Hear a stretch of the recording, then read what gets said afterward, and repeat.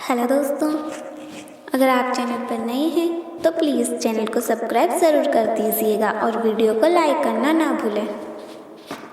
उस समय मेरे स्कूल में छुट्टियां शुरू हो चुकी थी तो मेरे घर वालों ने मुझे दीदी की देखभाल के लिए गांव भेज दिया। मेरे दादाजी कुछ साल पहले ही गुजर गए थे। मेरी दादी और मेरे चाचा एक साथ रहते थे। चाचा की शादी हुई थी लेकिन उनकी अपनी पत्नी के साथ अधिक बनी नहीं और शादी के कुछ साल बाद भी उनका तलाक हो गया और उनका कोई बच्चा नहीं था।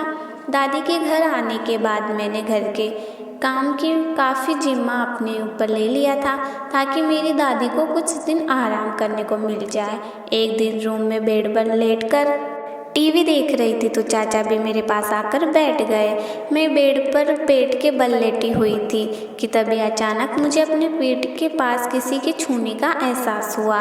जब मैंने पलट कर देखा तो मेरे चाचा ने अपना हाथ मेरे पीठ के नीचे रखा हुआ था और कुछ अजीब तरीके से लगातार मेरे उससे हिस्से को देख रहे थे। उनकी ये हरकत मुझे बिल्कुल भी अच्छी नहीं लगी लेकिन मैं उनकी इस हरकत को नज़रअंदाज करके वहाँ से चली गई।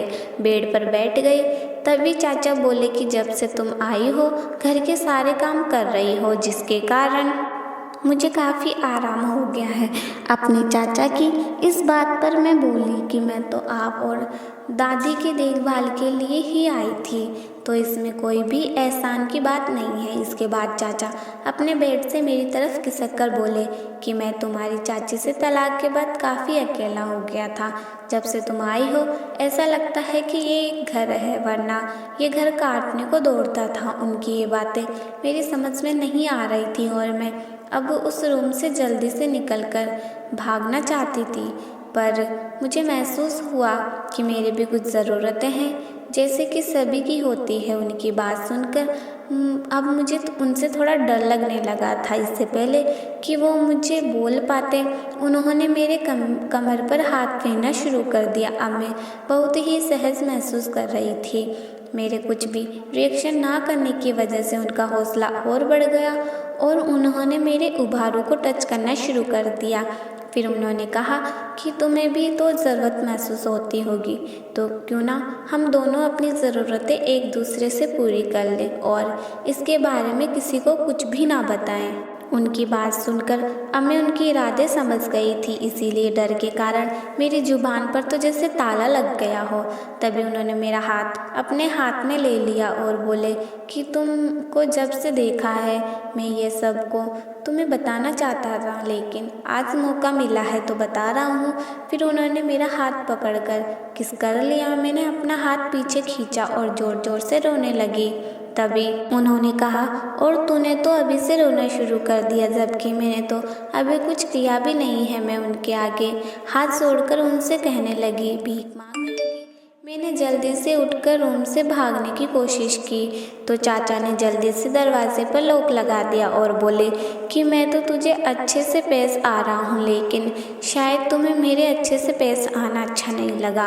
अब मैं तुम्हें बताता हूँ कि कैसे पेश आता हूँ। उसके बाद मेरे चाचा ने मुझे पकड़कर बेड पर लिटा दिया और मेरे ऊपर आ गए। डर के कारण मेरा दिल बैठा जा रहा था और मैं लगातार रोए जा रही थी। तब चाचा ने कहा कि रोना बंद करो और मेरा साथ दे, ऐसा करने से मुझे भी मज़ा आएगा। इतना कहते हुए उन्होंने मेरे साथ वो सब करना शुरू कर दिया जिसके बारे में मैं तो कभी सोच भी नहीं सकती थी और मैं बस लगातार रोए जा रही थी। फिर उन्होंने मुझे पीठ के बल लिटा दिया और मेरे ऊपर लेट गए और बोले कि इसमें जो मज़ा है वो और किसी चीज़ में नहीं। और ऐसा कहने के बाद मेरे चेस्ट पर हाथ फेरने लगे और मुझे हर जगह काटना और चूमना शुरू कर दिया। अब मैं समझ गई थी कि मैं उन्हें ऐसा करने से नहीं रोक सकती। फिर उन्होंने मुझे पलट कर पेट के बल लिटा दिया। वो काफ़ी जवान और ताकतवर थे इसीलिए मैं उनसे छूट नहीं पा रही थी और कुछ समय के बाद मुझे जो दर्द अपने नीचे महसूस हुआ वो मैं बयान नहीं कर सकती। इस दर्द के कारण मेरी आवाज़ तक बंद हो चुकी थी। इतना अधिक दर्द मैंने शायद ही कभी पहले मेरी ज़िंदगी में महसूस किया हो। अब तो मैं अपना होश खोने लगी थी और मेरे दिल में यही चल रहा था कि यह सब किसी तरह से जल्दी ही ख़त्म हो जाए। फिर काफ़ी देर के बाद जब मेरे चाचा ने अपना काम ख़त्म किया तब तक मैं बेसुध हो चुकी थी। जब मुझे हल्का हल्का होश आया तो देखा कि वो उसी रूम में बैठकर मेरे होश में आने का इंतज़ार कर रहे थे।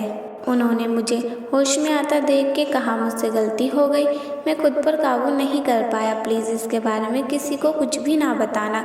मैं बस किसी तरह से उनसे दूर जाना चाह रही थी, इसीलिए मैं भी उन्हें हाँ में मिला दी। उसके बाद मैंने अपने कपड़े सही किए और जल्दी से दादी के कमरे में आकर अपने घर वालों को फ़ोन करके सब कुछ सच सच बता दिया। कुछ घंटों में ही मेरे घर वाले पुलिस के साथ वहाँ आ गए और तब चाचा अपने कमरे में सो रहे थे। पुलिस ने मेरे बयान के आधार पर उन्हें गिरफ्तार कर लिया। मेरे घर वाले मेरे चाचा के इस कृत्य से बहुत ही अधिक शर्मिंदा और गमज़दा थे।